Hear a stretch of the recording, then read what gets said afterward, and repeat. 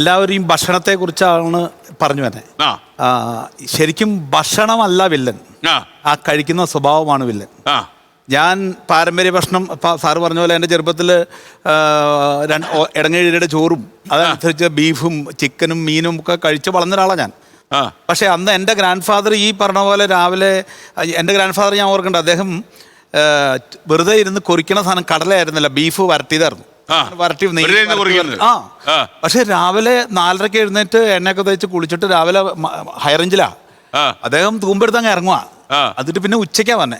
അത് കഴിഞ്ഞിട്ട് പിന്നെ ഭയങ്കര ജോലിയാ. ആ കാലഘട്ടം അല്ല ഇന്ന്. ഇന്നിപ്പോ എല്ലാവരും നമ്മളൊക്കെ, എനിക്കിപ്പോ ഇന്ന് ജോലിയാ.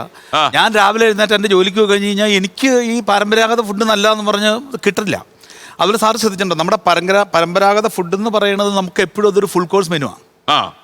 ഒരു ഒരു ഒരു നമ്മുടെ ഓണസദ്യ, നമ്മളിപ്പോൾ സദ്യ ഉഗ്രൻ ഒരു ചോയ്സാ, ഫൈബറസ് ഫുഡൊക്കെ ഉള്ളൊരു സാധനമാണ്. പക്ഷെ അത് വർഷത്തിൽ ഒരിക്കലും അല്ലെങ്കിൽ 2 തവണയായിട്ട് അത് ചുരുങ്ങിപ്പോയി. ഇപ്പം ഞങ്ങൾക്ക് ഫാമിലി ബിസിനസ് ഉണ്ട്, കാറ്ററിംഗ് ബിസിനസ് ഉണ്ട്. ഈ ഫുൾ കോഴ്സ് മെനു ഈ കാറ്ററിങ്ങിന് കല്യാണത്തിന് മാത്രമേ കാണുന്നുള്ളൂ. എല്ലാവരും ഇപ്പം പരമ്പരാഗത ഫുഡിലും ഉണ്ട് ഈ ഫാസ്റ്റ് ഫുഡ്. പരിപ്പുവട പരമ്പരാഗതല്ലേ? ഞാൻ ചുട്ടെടുക്കണ പരിപ്പോട കണ്ടിട്ടുണ്ട്, എണ്ണയിൽ പൊരിച്ചെടുക്കണതല്ല, മുരിങ്ങയില ചേർത്ത് ചുട്ടെടുക്കുന്ന പരിപ്പോട എൻ്റെ നാട്ടിൽ ഞാൻ കണ്ടിട്ടുണ്ട്. നമ്മുടെ പ്രശസ്തനായ ഒരു ഫിലിം പ്രൊഡ്യൂസറുടെ അമ്മ, അത് ഞാൻ അദ്ദേഹത്തിൻ്റെ വീട്ടിൽ നിന്ന് കഴിച്ചിട്ടുണ്ട്, അത് ഞാൻ കണ്ടിട്ടുണ്ട്.